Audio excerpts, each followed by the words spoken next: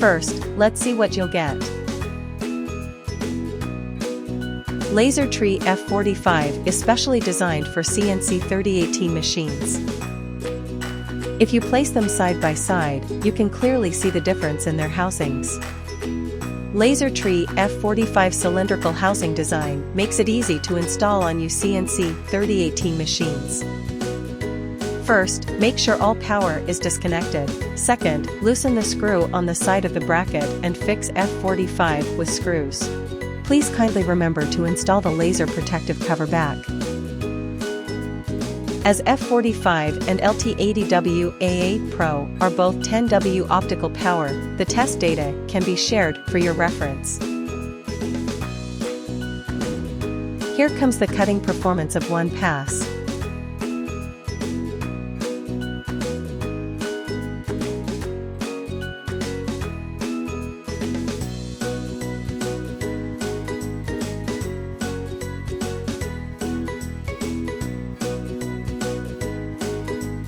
With air assist, you can try to cut thicker material. Next is the cutting test with air assist. It is clear to see that with the air assist on, it is less likely to smudge and enhances the cutting effect. You will get finer engraving experience after upgrading your machine with LaserTree F45.